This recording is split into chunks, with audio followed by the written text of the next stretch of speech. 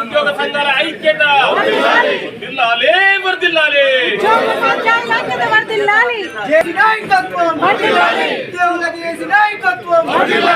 JAC ఏర్పాటు కారణం government ఏర్పాటు అయిందా లేకపోతే పరిష్కారం కాలేదు కాబట్టి 9 నెలల తర్వాత కూడా అందుకని ఏర్పాటు కాకపోతే అప్పుడు గవర్నర్ ముఖ్యమంత్రి గారు ప్రతిపక్షం ఉన్నప్పుడు అందరూ కలుసుకుంటారు అప్పుడే చెప్పిండ్రు.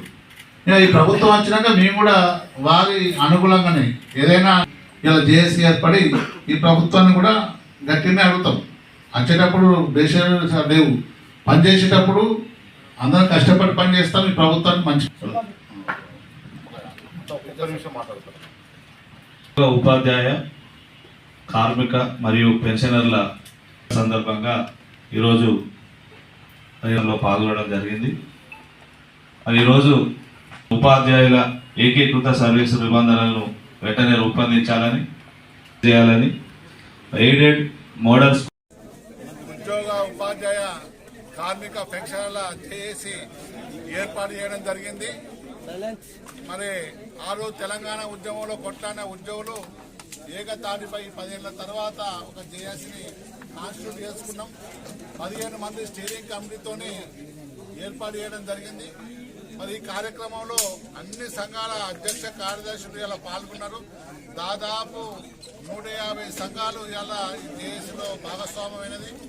మరి గత ప్రభుత్వం మాకు జీతాలు ఇవ్వకుండా చేసిన ప్రభుత్వం ఇలా ఈ కొత్త ప్రభుత్వం వచ్చిన తర్వాత మొదటి తారీఖు జీతం ఇవ్వడం నిజంగా సంతోషమైన గౌరవనీయులైన ముఖ్యమంత్రి గారికి కృతజ్ఞతలు తెలియజేస్తూనే మరి మీరు మేనిఫెస్టోలో పెట్టిన ప్రకారం 15 రోజుల తర్వాత మనకి డిఏలు అలాగే పెండింగ్ బిల్స్ ఇస్తామని అప్పుడు మాట ఇచ్చారు.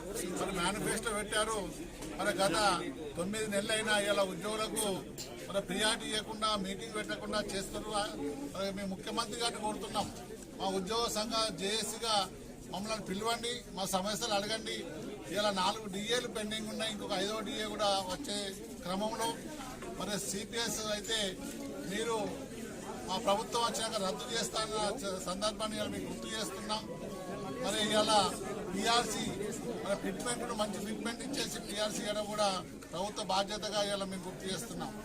మేము ప్రభుత్వ ఉద్యోగులుగా మీతో కలిసికట్టుగా పనిచేస్తాం.